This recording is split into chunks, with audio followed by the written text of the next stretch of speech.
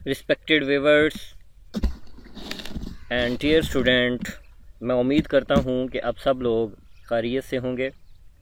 और आज का जो हमारा टॉपिक है वो है ब्रांचेस ऑफ बायोलॉजी। और ये टॉपिक हेल्प करेगा एफएससी स्टूडेंट को जो डिफरेंट बोर्ड में इनरोल्ड हैं, एमकैट प्रिपरेशन के लिए, एनटीएस प्रिपरेशन के लिए और other medical universities test preparation के लिए। तो लेट्स स्टार्ट। हम इसे स्टार्ट करते हैं ब्रांचेस ऑफ बायोलॉजी को। तो ब्रांचेस ऑफ बायोलॉजी को, बायोलॉजी जैसे कि हमने लास्ट लेक्चर में डिफ़ाइन किया कि बायोलॉजी एक बहुत बड़ी टर्म है, एक बहुत बड़ी फील्ड है। बायो का मतलब लाइफ होता है और लॉजी का मतलब थॉट्स होता है, यानी कि ज़िंदगी के बारे में सोचना, चाहे वो किसी भी चीज़ की ज़िंदगी है। हम जब उसकी लाइफ के बारे में सोचते हैं तो उस पर हमें कुछ आउटपुट नज़र आती हैं, हमें कुछ उसके पर्सपेक्टिव नज़र आते हैं कि ये कैसे मेक है, ये क्या है, ये कैसे बन गई है। तो ये हमारे पास बेसिकली एक बायोलॉजी है। तो ब्रांचेस ऑफ बायोलॉजी, उसी बायोलॉजी को ब्रॉड टर्म को डिवाइड किया गया है डिफरेंट फील्ड्स के अंदर। तो सबसे पहले हम देखते हैं यहाँ पर divided into the two branches botany and zoology. Majorly biology को दो ब्रांचेस में डिवाइड किया गया है। सबसे पहले बॉटनी, ज़ूलॉजी, और थर्ड नंबर पर इसको माइक्रोबायोलॉजी के अंदर डिवाइड किया गया है, माइक्रो ऑर्गेनिजम्स के अंदर, माइक्रोबायोलॉजी के अंदर। So here knowledge grow with time, many new branches formed, some will be discussed। यहाँ पर जो हमारा मेन मोटिव है वो ये है कि जो बॉटनी है, ज़ूलॉजी है, माइक्रोबायोलॉजी, माइक्रोब्स है, तो इनको फर्दर डिवाइड किया गया है, फर्दर इनकी स्टडी की गई है। बॉटनी जो है ये प्लांट की स्टडी है, ज़ूलॉजी जो है ये एनिमल की स्टडी है। जब हम प्लांट के किसी सेक्टर को, प्लांट के किसी पार्ट को स्टडी करते हैं तो वो प्लांट बॉटनी के अंदर आ जाते हैं, और जब हम किसी एनिमल के पार्ट को स्टडी करते हैं तो वो ज़ूलॉजी के अंदर आ जाता है। तो सेम एज लाइक हमारे पास यहाँ पे फर्स्ट ब्रांच जो है वो है embryology. Embryology is the study of embryo. हम इसमें क्या करते हैं कि एम्ब्रियो की स्टडी करते हैं कि एम्ब्रियो जो है ये बेसिकली डेवलपमेंट की तरफ किस तरह से मूव होता है। मीन्स डैट के जाइगोट जो है वो डेवलपमेंट की तरफ कैसे जाता है। यहाँ पर एक पिक्चर दिखाई गई है as like saying as 40 weeks. तो अगर आप फर्स्ट स्टेज में देखें, यहाँ पर हमारे पास एम्ब्रियो है। वीक 4 से पहले एम्ब्रियो ने डेवलप होना है, डेवलप होकर स्टेज 4, 8, 12, 16, 20, 24, 28, 32, 36 एंड 40। ये टोटल 40 वीक्स में बेबी ने डेवलप हो जाना है। The study of embryo unborn unmatched offsprings under process of development. ये जो प्रोसेस है एम्ब्रियो का, ये अंडर डेवलपमेंट होता है, यानी कि एम्ब्रियो बेसिक्स जो है इसकी डेवलपमेंट होगी और वो डेवलपमेंट लीड करेगी। लीड करने के बाद वो हमारे पास एक न्यू ऑफस्प्रिंग्स लेकर आएगी। तो दिस इज़ कॉल्ड एम्ब्रियोलॉजी। हम इसको एम्ब्रियोलॉजी का नाम देते हैं, जो एम्ब्रियो की स्टडी होती है, जो बेसिक स्टडी होती है। देन इकोलॉजी की अगर हम बात करें, study of relationship with organism. Ecology हमारे पास एक ऐसा सेटअप है, ऐसी स्टडी है जिसमें हम ऑर्गेनिज्म के रिलेशनशिप को स्टडी करते हैं। As you see in picture, different organisms show relation with other organism.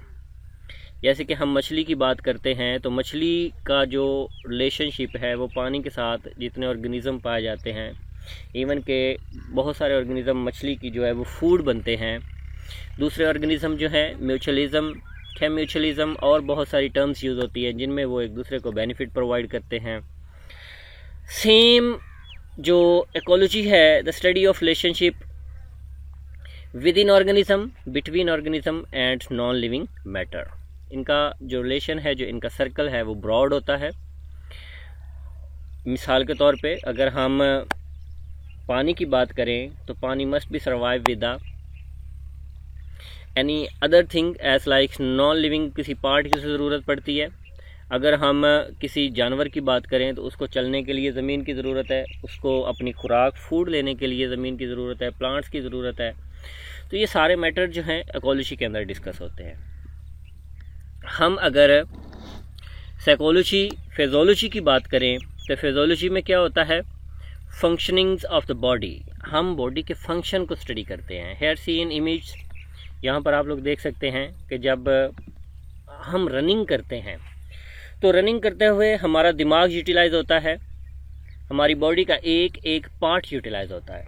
तो इसकी यूटिलाइजेशन कि ये कैसे, किस वे में यूटिलाइज हो रहा है, किस वे में इस्तेमाल हो रहा है, इसका क्या फंक्शन है। देखें, अगर हमारी स्पीड बढ़ती है तो इनकी जो हमारी बॉडी के अंदर ऑर्गेनाइल अवेलेबल हैं, इनकी भी स्पीड बढ़ती है। Same as like functionings of the heart, digestion of the food, खुराक का डाइजेस्ट हो जाना, हार्ट का फंक्शन करना, स्टमक का फंक्शन करना। यहाँ पर मैंने कुछ लेबल भी किया हुए हैं, ये अगर आप ह्यूमन को देखें तो यहाँ पर इसकी लेबलिंग है। Morphology, morphology is the study of external forms outside the appearance. हम मोर्फोलॉजी उसके बाहर वाले हिस्से की स्टडी करते हैं, तो बेसिकली हमें नज़र कैसे आ रहा है, किस तरह से हमें दिखाई दे रहा है। This is the study of morphology. Anatomy, anatomy is the internal study. जब हम इंटरनल स्ट्रक्चर की स्टडी करते हैं, हम देखते हैं ब्रेन कहाँ पर है, लंग्स कहाँ पर हैं, हार्ट कहाँ पर है, लिनक्स कहाँ पर है, फेनिक्स कहाँ पर है। हम बहुत सारे दूसरे ऑर्गेनिज्म की भी सेम स्टडी कर सकते हैं। जब हम इंटरनल स्ट्रक्चर ऑफ ऑर्गेनिज्म की स्टडी करेंगे, हम internal structure of body study करेंगे, तो ये हमारी जो स्टडी है ये एनाटॉमी के अंदर आ जाती है। देन सेम पैलेंटोलॉजी, ये स्टडी जो है ये फॉसिल्स की स्टडी है। जो ऑर्गेनिज्म जो होते हैं पुराने हो जाते हैं, मर जाते हैं, जिनकी हमें हड्डियां मिलती हैं, तो जब हम उनकी स्टडी करते हैं। पैलियो, वेरी ओल्ड, बहुत ज़्यादा जो ओल्ड है, जैसे कि अगर हम डायनासोर की बात करें तो आज ये दुनिया से नापीद हैं, लेकिन हमें जब इनके कुछ पार्ट्स मिलते हैं, अज़ा मिलते हैं, हड्डियाँ मिलती हैं, हम उनकी स्टडी करते हैं, तो इस अमल को हम पैलेंटोलॉजी में लेकर आते हैं। दैन फॉसिल्स क्या होते हैं, रिमेन्स ऑफ द ऑर्गेनिज्म, जो ऑर्गेनिज्म मर जाते हैं उनकी बॉडी के जो हिस्से हैं बाकी रह जाते हैं, extended in the past and buried become part of the earth crust. वो चीज़ें नापीद हो चुकी हुई होती हैं, उनके जो बॉडी के हिस्से हैं वो बच जाते हैं। उन बॉडी के हिस्सों को जब हम स्टडी करते हैं तो ये हमारी स्टडी पैलेंटोलॉजी के अंदर आ जाती है। हिस्टोलॉजी, हिस्टोलॉजी जो है वो स्टडी ऑफ टिश्यूज़ है। हम इसमें टिश्यू की स्टडी करते हैं। टिश्यू क्या है, हम लेवल ऑफ ऑर्गेनाइजेशन में नेक्स्ट चैप्टर में बताने जा रहे हैं कि लेवल ऑफ ऑर्गेनाइजेशन क्या है और उधर टिश्यू का रोल्स क्या है। Group of similar sales, tissue हमारे पास क्या है, ग्रुप ऑफ सिमिलर सेल है, परफॉर्म अ स्पेसिफिक फंक्शन, और टिश्यू हमारे जो हैं एक स्पेसिफिक फंक्शन को परफॉर्म करते हैं। जैसे कि मिसाल के तौर पर हम यहाँ पर एग्जांपल लेते हैं, मसल्स कंट्रैक्ट, हमारे मसल का सिकुड़ना, इसके बाद xylem tissue conduct water, xylem tissue जो वाटर लेता है। तो बहुत सारे जो टिश्यूज़ हैं ये मिलकर एक ऑर्गेनिजम्स को क्रिएट करते हैं, और जो सेल्फ टिश्यू है वो बहुत सारे सेल मिलकर एक टिश्यू को बनाते हैं। हम एवेल्यूएशन की बात करें, द ट्री ऑफ लाइफ, यहाँ पर आप लोग देख सकते हैं the origin of the life, ये हमारा ओरिजिन है। इस ओरिजिन से बहुत सारे ऑर्गेनिज्म जो हैं अपनी अपनी ट्री के साथ चलते गए हैं।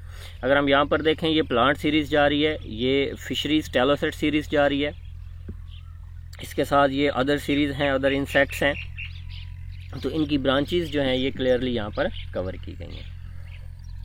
सो हम कह सकते हैं यहाँ पर कि living organism change over time.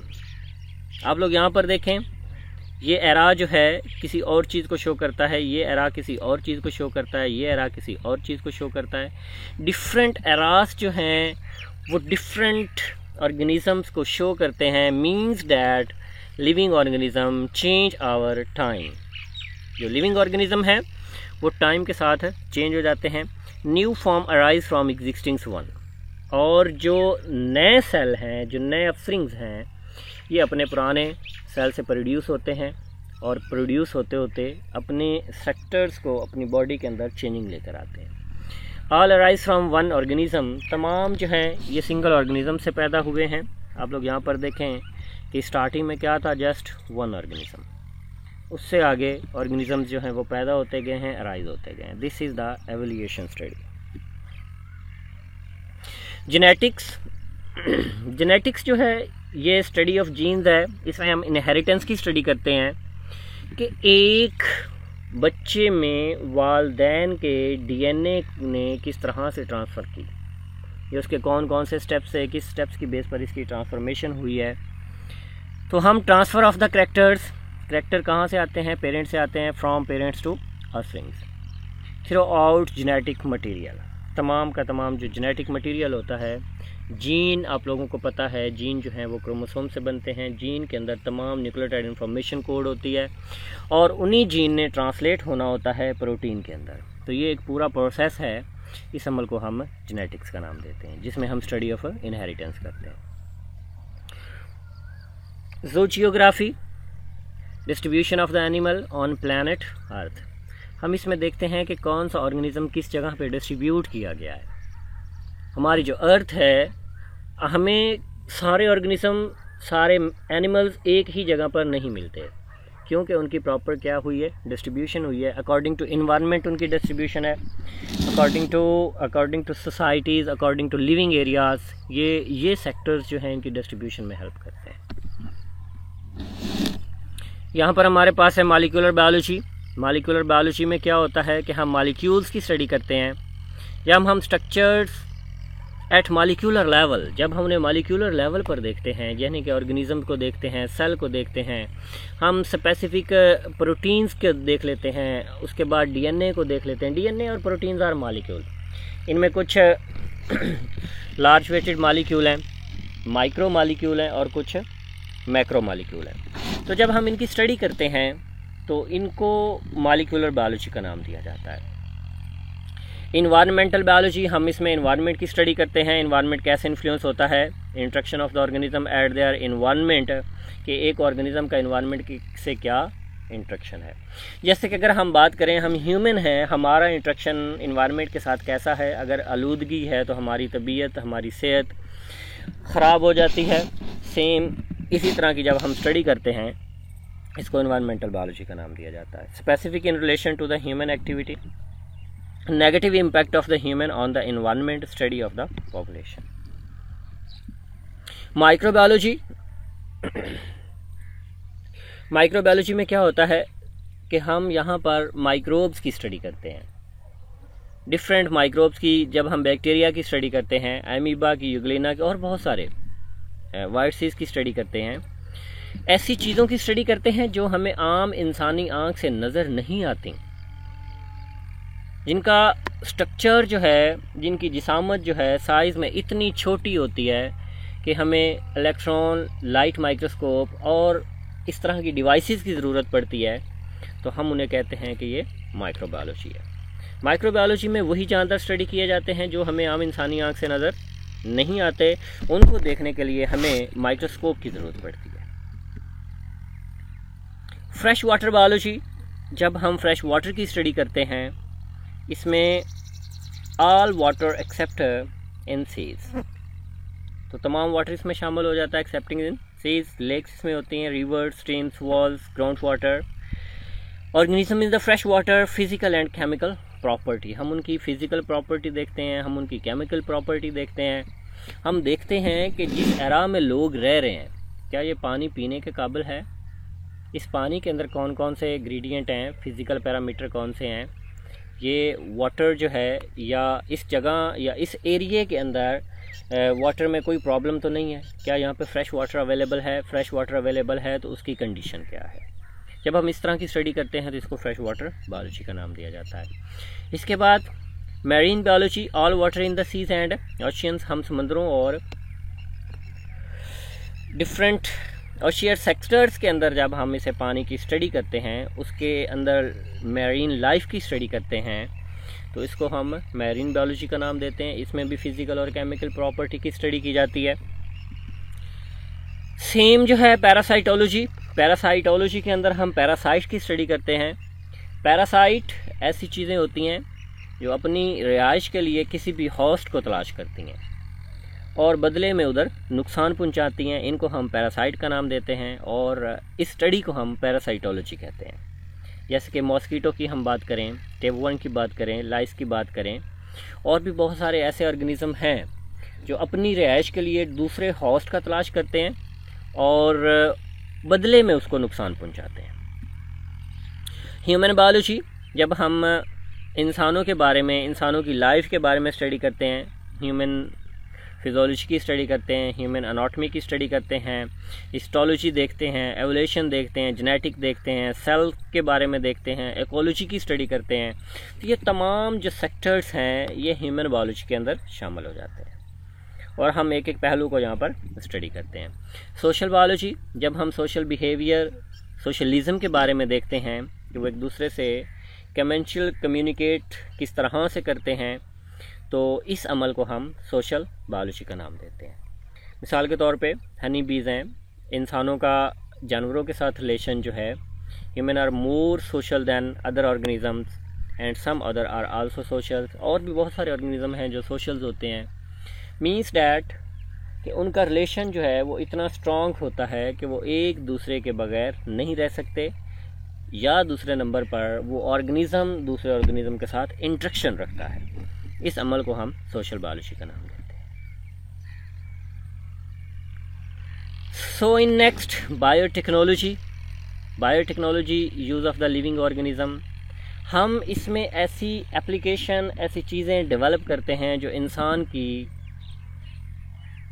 बका के लिए, इंसान की ज़रूरियात के लिए, इंसान के बेनिफिट के लिए इम्पॉर्टेंट होती हैं। हम ऐसी चीज़ें इसमें डेवलप करते हैं।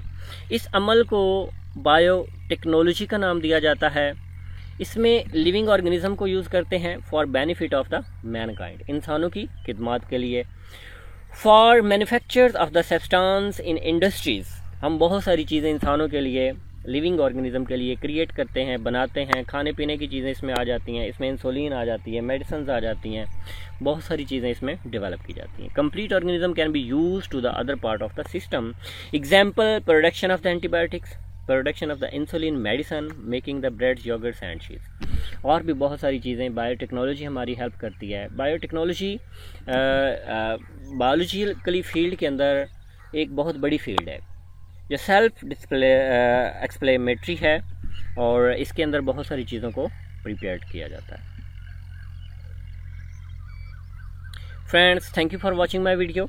अगर आप लोगों को कोई कमेंट है, आप लोगों को किसी भी टॉपिक के बारे में डिटेल चाहिए, आप लोग मुझे कमेंट कर सकते हैं और I will provide you complete information. Thank you for watching my video.